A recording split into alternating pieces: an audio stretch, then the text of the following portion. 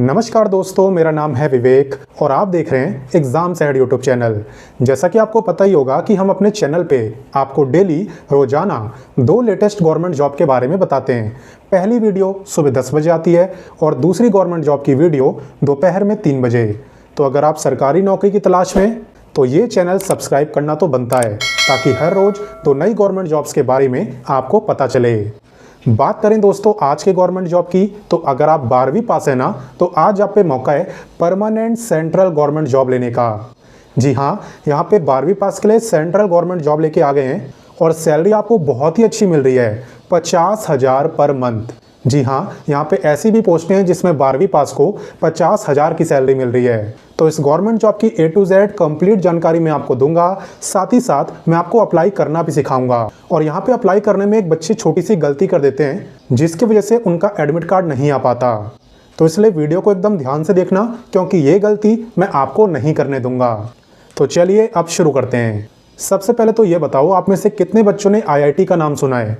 मेरे हिसाब से सबने नाम तो सुना ही होगा IIT का, ठीक है। तो IIT की तरह ही यहाँ पे NIT भी होता है। NIT यानी नेशनल इंस्टीट्यूट ऑफ टेक्नोलॉजी, ठीक है। तो आज की जो गवर्नमेंट जॉब है ये NIT के अंदर ही आई है। और NIT जो है वो किसी स्टेट का नहीं होता, वो डायरेक्ट आता है सेंट्रल गवर्नमेंट के अंडर। इसलिए मैं आपसे कह रहा हूँ कि ये आपकी परमानेंट सेंट्रल गवर्नमेंट जॉब है। तो NIT के अंदर जहाँ पे बच्चे एडमिशन नहीं ले पाते, वहाँ पे आप पक्की सरकारी नौकरी ले सकते हो, वो भी मात्र 12वीं पास होने पर। तो चलिए बात करते हैं इंपॉर्टेंट डेट्स की।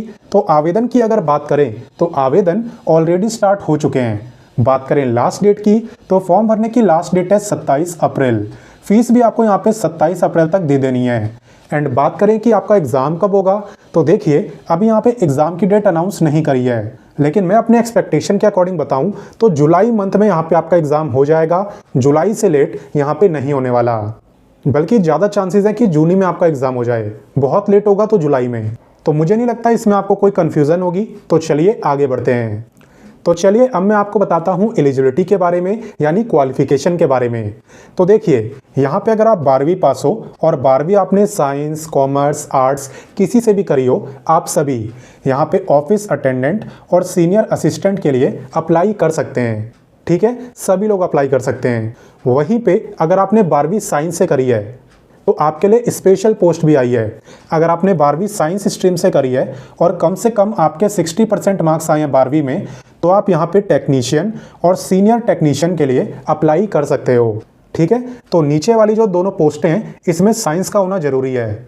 वहीं पे ऊपर वाली जो पोस्ट है इसमें कोई भी अप्लाई कर सकता है, साइंस, कॉमर्स, आर्ट्स तीनों। तो कोई कन्फ्यूज़न नहीं है ना। चलिए मैं आपको बताता हूँ सैलरी के बारे में। यहाँ पे दोस्तों अगर आप ऑफिस अटेंडेंट बनते हो तब आपकी टोटल सैलरी होगी 35,000 पर मंथ, ठीक है। उसके बाद अगर आप यहाँ पे टेक्नीशियन बनते हो तब आपकी सैलरी होगी 38,000 पर मंथ। और 50,000 किसकी सैलरी है, चलिए वो मैं आपको बताता हूँ। अगर आप यहाँ पे सीनियर असिस्टेंट या फिर सीनियर टेक्नीशियन के लिए अप्लाई करते हो तब आपकी सैलरी होगी 50,000 पर मंथ, यानी 50,000 पर मंथ। और ये जो सैलरी मैं आपको बता रहा हूँ ये सारे अलाउंसेस मिलाने के बाद बता रहा हूँ, ये आपकी टोटल सैलरी है। आगे बात समझ, कोई कन्फ्यूज़न नहीं है। तो चलिए आगे बढ़ते हैं। अब मैं आपको बताता हूँ एज के बारे में। तो यहाँ पे सबसे ज़्यादा ध्यान देना कि एज काउंट कब से होगी। देखिए एज आपकी काउंट होगी फॉर्म भरने की लास्ट डेट, यानी कि 27 अप्रैल से। 27 अप्रैल को अगर आपकी एज 18 से 27 साल के बीच में रहेगी तब आप इस वैकेंसी में अप्लाई कर सकते हो, ठीक है। और मैंने आपको 4 टाइप की पोस्ट बताई थी, ठीक है, जिसमें 2 के आगे सीनियर लगा हुआ था। तो जिस भी पोस्ट के आगे सीनियर लगा हुआ है ना, उसकी यहाँ पे एज लिमिट है 33 ईयर्स, 18 to 33 ईयर्स। और जिनके आगे सीनियर नहीं लगा हुआ उनकी एज लिमिट है 18 से 27 साल, ठीक है। सिंपल, आगे बात समझ। चलिए अब बात करते हैं रिलैक्सेशन की। तो यहाँ पे रिजर्व कैटेगरी वालों को अलग से रिलैक्सेशन भी मिलता है। चलिए इसके बारे में मैं आपको बताता हूँ। रिलैक्सेशन की जहाँ तक बात है ना, तो यहाँ पे SC ST को मिलता है पूरे 5 साल का, और जो OBC वाले हैं उन्हें मिलता है 3 साल का। और रिलैक्सेशन तभी मिलता है जब आप अपनी कैटेगरी की पोस्ट के लिए अप्लाई करते हो। मान लो आप OBC में हो और OBC पोस्ट के लिए अप्लाई कर रहे हो, तभी आपको रिलैक्सेशन मिलेगा। अगर आप OBC SC ST से होके जनरल के लिए अप्लाई करोगे तो आप सब भी जनरल में ही काउंट होगे। बाकी चलिए आगे बढ़ते हैं और बाकी जानकारी लेते हैं। तो अब मैं आपको बताने वाला हूँ फीस के बारे में। यानी इस गवर्नमेंट जॉब में अप्लाई करने के लिए आपके कितने रुपए खर्च होंगे। तो देखिए, अगर आप जनरल में आते हैं या ओबीसी में आते हैं तब आपकी फ़ीस है 500 रुपये। वहीं पे अगर आप SC ST, physically handicapped, EWS या एक्स सर्विसमैन हैं तब आपकी फ़ीस है 250 रुपये यानी 250। और अगर आप फीमेल हैं, महिलाएं, तो सभी फीमेल की यहाँ पे 250 फ़ीस है, फिर आप चाहे किसी भी कैटेगरी से बिलोंग करती हों। तो इसमें भी आपको कोई कन्फ्यूज़न नहीं होगी, अच्छे से समझ आ गया होगा। तो चलिए आगे बढ़ते हैं। अब हम आ चुके हैं सिलेक्शन प्रोसेस पर। तो देखिए, क्योंकि ये आपकी परमानेंट सेंट्रल गवर्नमेंट जॉब है तो एग्ज़ाम तो देना ही है। तो यहाँ पे आपका सिर्फ एक एग्ज़ाम होता है। जी हाँ, सिर्फ एक एग्ज़ाम। और ये भी आपका जो एग्ज़ाम है ये होता है MCQ टाइप का, यानी मल्टीपल चॉइस क्वेश्चन आपसे पूछे जाते हैं, जहाँ पे एक क्वेश्चन के 4 ऑप्शन आपको मिलते हैं और जो भी उनमें से आपको सही लगता है ABCD में से, उस पर आप टिक कर देते हो। तो इस तरीके का आपका एग्ज़ाम होता है। अगर मैं आपको सब्जेक्ट्स बताऊं तो यहाँ पे GK, math, reasoning, general ability और कंप्यूटर, इन सभी सब्जेक्ट से क्वेश्चंस आपसे पूछे जाते हैं। टोटल होते हैं दोस्तों आपके 100 क्वेश्चन और 90 मिनट का आपको टाइम मिलता है। तो 90 मिनट्स में 100 क्वेश्चन हो सकते हैं, कोई बड़ी बात नहीं है। और आपका जो एक क्वेश्चन है वो एक ही मार्क्स का होता है। कहने का मतलब ये है कि 100 क्वेश्चन हो गए 100 मार्क्स के। साथ ही साथ यहाँ पे आपकी नेगेटिव मार्किंग भी होती है, 0.25 मार्क्स की आपकी नेगेटिव मार्किंग भी रहती है। तो वही क्वेश्चन करके आना जो कंफर्म आपको आते हो, तुक्का वगैरह मार के मत आना। अब बाकी बात रही कि क्या बस एग्ज़ाम देना पड़ता है? जी नहीं, यहाँ पे एग्ज़ाम क्वालिफाई करने के बाद आपका स्किल टेस्ट होता है।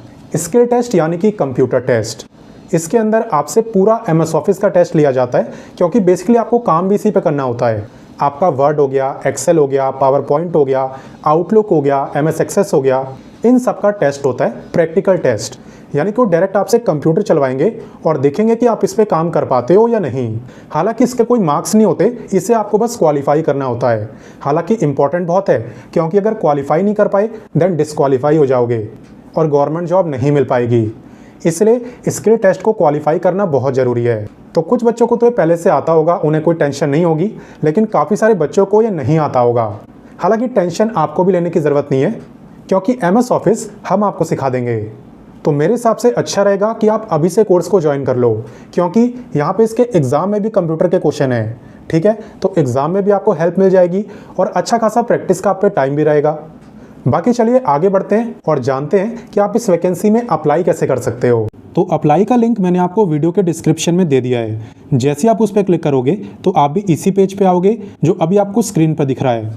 यहाँ पे आने के बाद आप थोड़ा सा नीचे जाना। नीचे जाने के बाद यहाँ पे आपको साइन अप का ऑप्शन मिलेगा, आपको इस पर क्लिक करना है।